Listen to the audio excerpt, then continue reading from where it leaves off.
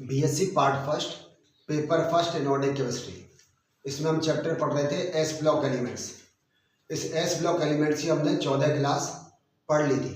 आज ये इस चैप्टर की लास्ट क्लास है। यदि आपको याद हो तो पिछली क्लास में हमने एल्काइल और एराइल मैग्नीशियम की मेथड्स ऑफ प्रिपरेशन देखी थी, यानी कि उनके संश्लेषण की विधियां देखी थी।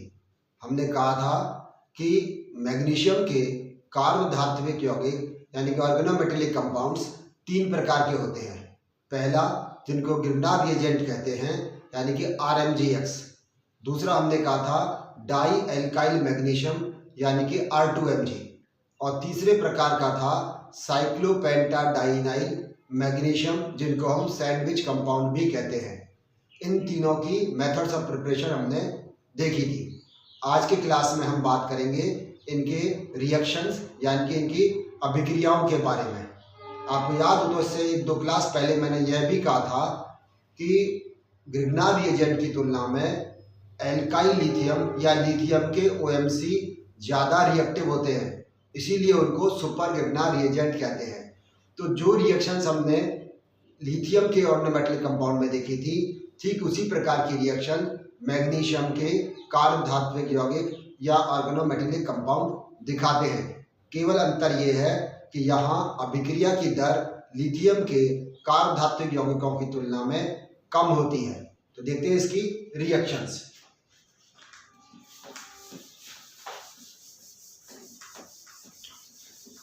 सबसे पहले रिएक्शन देखेंगे, reaction with CO2, carbon dioxide के साथ अभिक्रिया।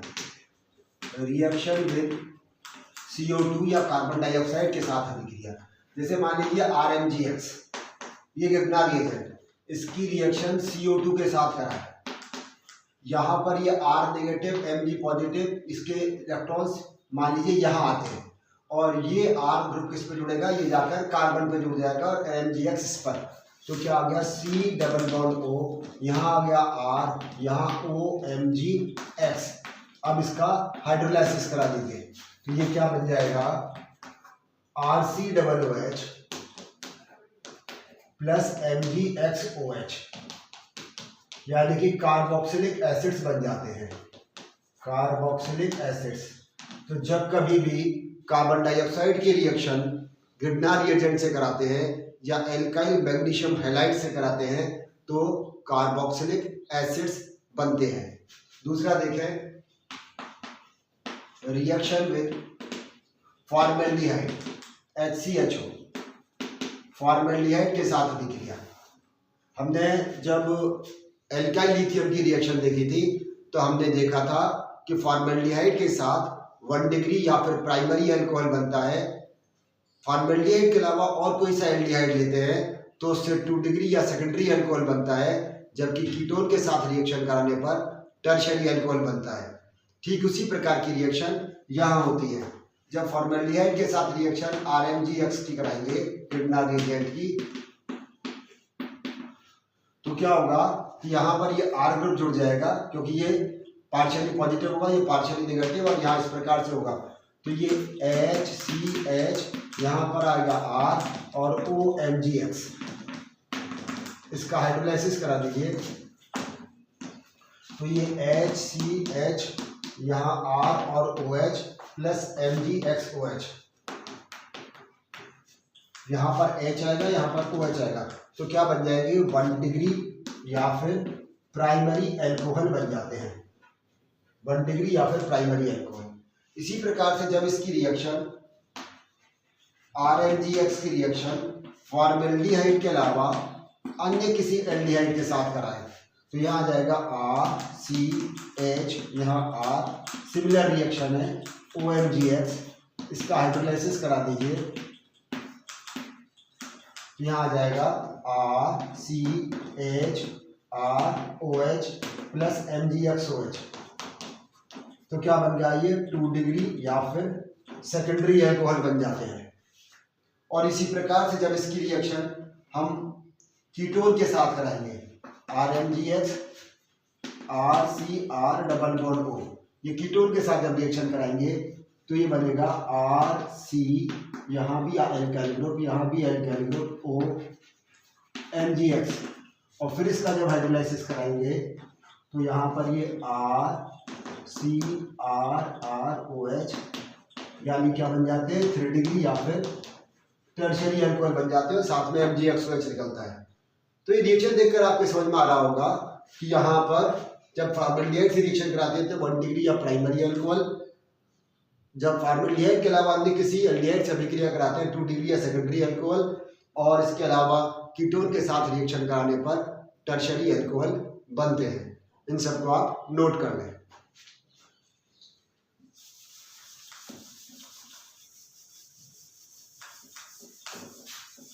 इसके बाद हम रिएक्शन देखेंगे, reaction with compound having active hydrogen, सक्रिय हाइड्रोजन युक्त यौगिकों के साथ अभिक्रिया।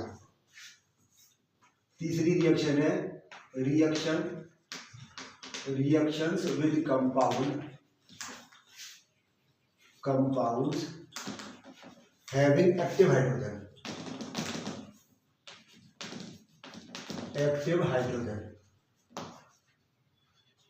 आपको यदि याद हो तो जब हम लिथियम के ऑर्गेनोमेटेलिक कंपाउंड की रिएक्शन करा रहे थे तो हमने देखा था हाइड्रोकार्बन्स बनते हैं।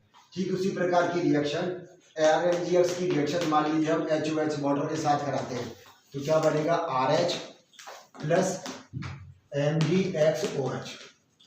इसी प्रकार से जब इसकी रिएक्शन HCl के साथ कराते हैं तभी भी ये RH बनेगा प्लस MgXCl। यदि इसी प्रकार से इसकी रिएक्शन हम अमोनिया के साथ कराते हैं तो ये भी हाइड्रोकार्बन बनेगा और MgXNH2। और या प्राइमरी अमीन के साथ कराएं HNHR तो यहाँ भी हाइड्रोकार्बन बनेगा और MgXNHR। कहने का मतलब ये कि जब कभी भी सक्रिय हाइड्रोजन युक्त यौगिकों के साथ अभिक्रिया कराते हैं तो क्या बनते हैं, हाइड्रोकार्बन बनते हैं। हाइड्रोकार्बन का निर्माण होता है। इसके अलावा इसकी रिएक्शन देखें बेरिलियम क्लोराइड से, एक और यहाँ रिएक्शन लिख लेते हैं, बेरिलियम क्लोराइड से या फिर बोरॉन ट्राइक्लोराइड से, रिएक्शन विद BeCl2 और BCl3, इसके साथ रिएक्शन देखें। तो जब हम रिएक्शन कराएं RMGX की 2 मोल लेके चले और इसकी रिएक्शन BeCl2 के साथ कराएं बेरिलियम क्लोराइड के साथ में तो क्या बन जाएगा R2Be डाई एल्काइल बेरिलियम, साथ में MgX2 प्लस MgCl2। अब जब यह X यहाँ पर क्लोरीन है तो 2 मोल क्या बन जाएंगे, मैग्नीशियम क्लोराइड बन जाएगा। तो जब कभी भी हम गिरना रिएजेंट की रिएक्शन बेरिलियम क्लोराइड से कराते हैं तो क्या बनता है, डाई एल्काइल बेरिलियम बन जाता है। इसी तरह से रिएक्शन हम इसकी कराएं RMGX की रिएक्शन BeCl3 के साथ में बोरॉन ट्राइक्लोराइड के साथ में, इसकी रिएक्शन हम कराते हैं तो क्या बनेगा, ये R3B यानी कि ट्राई एल्काइल बोरेन बन जाएगा। इसके अलावा MgBr, MgX2 और MgCl2 तो ये ट्राई एल्काइल बोरेन बन जाता है। ये भी बोरॉन का क्या है, ऑर्गेनोमेटेलिक कंपाउंड है। जिस प्रकार से हम बेरिलियम क्लोराइड या BeCl3 के साथ रिएक्शन कराते हैं तो बोरॉन और बेरिलियम के ऑर्गेनोमेटेलिक कंपाउंड प्राप्त हो जाते हैं। इसके अलावा रिएक्शन देखें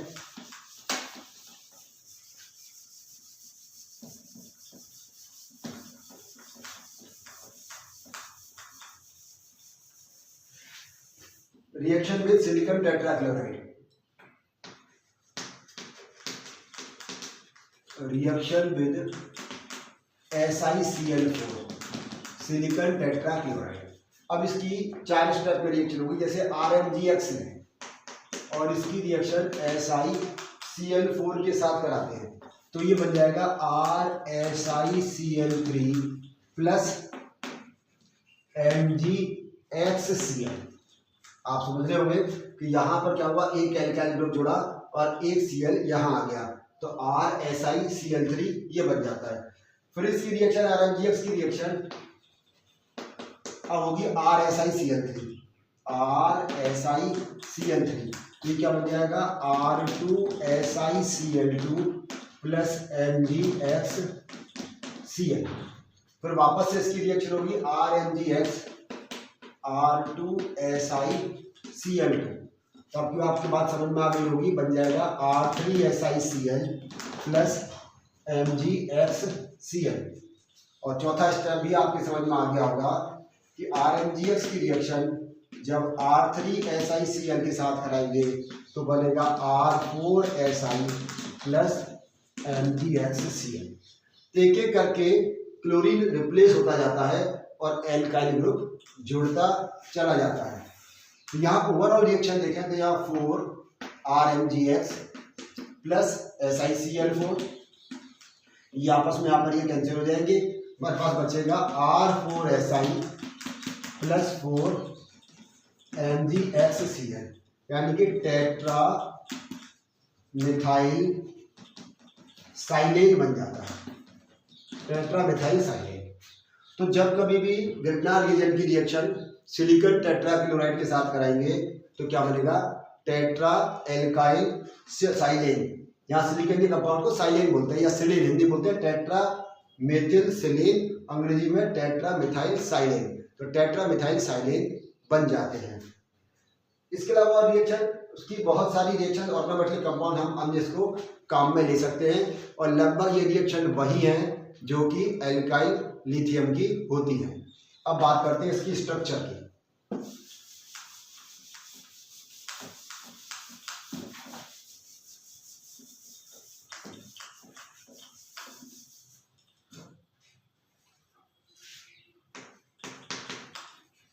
स्ट्रक्चर पहले बात करेंगे RMgX, जिसको ग्रिग्नार रिएजेंट कहते हैं। यदि आपको याद हो, जब हम एल्काइल मैग्नीशियम हैलाइड की मेथड ऑफ प्रिपरेशन पढ़ रहे थे तो हमने कहा था कि जब एल्काइल हैलाइड की रिएक्शन मैग्नीशियम से कराते हैं तो एल्काइल मैग्नीशियम हैलाइड बनता है और इसके लिए सॉल्वेंट के रूप में ड्राई ईथर लेते हैं या शुष्क ईथर काम में लेते हैं। ड्राई ईथर यहाँ क्यों लेते हैं, क्योंकि ट्रेसेस ऑफ वाटर भी प्रेजेंट नहीं होने चाहिए। तो जब इसका हम स्ट्रक्चर की बात करें तो ये ऐसे बनेगा RMgX और यहाँ ईथर के 2 मोल सॉल्वेंट के इसके साथ जुड़ जाते हैं कोऑर्डिनेट बॉन्ड से। तो एक प्रकार का किस प्रकार का स्ट्रक्चर बन गया, ये टेट्राहेड्रल स्ट्रक्चर इसका बन जाता है। ये 2 सॉल्वेंट के मोल है और ये RMgX है। दूसरा हमारे पास हमने कहा था लेते हैं R2Mg। इसका जो स्ट्रक्चर होता है वो पॉलीमेरिक स्ट्रक्चर होता है। R2Mg, फिर ये R, फिर Mg और इस प्रकार से वापस R और ये Mg और इस प्रकार से पॉलीमेरिक स्ट्रक्चर बन जाता है। यहाँ देखें तो ये जो R ग्रुप है ये तो क्या है, 2 electrode 3 centre bond 3C2E bond कहलाता है, क्योंकि ये ब्रिज बॉन्ड भी है, ये ब्रिज बॉन्ड भी है या फिर 3C2E बॉन्ड है। और ये जो एल्काइल ग्रुप है ये कैसा है, ये टर्मिनल एल्काइल ग्रुप है, टर्मिनल एल्काइल ग्रुप। तो एक पॉलीमेरिक स्ट्रक्चर बन जाता है जहां ये वाले एल्काइल एक ब्रिज बॉन्ड का काम कर रहे हैं या 3 सेंटर 2 इलेक्ट्रॉन बॉन्ड का काम कर रहे हैं, और यहाँ जो किनारे पर लास्ट में जो बचेंगे वो क्या रहेंगे, ये टर्मिनल एल्काइल ग्रुप आ जाएंगे जिनमें 2C2E बॉन्ड होता है, 2 सेंटर 2 इलेक्ट्रॉन बॉन्ड। और तीसरा और लास्ट बात करते हैं साइक्लोपेंटाडाइनाइल मैग्नीशियम की। इसके बारे में हम संरचना पहले भी इसकी बता चुके थे।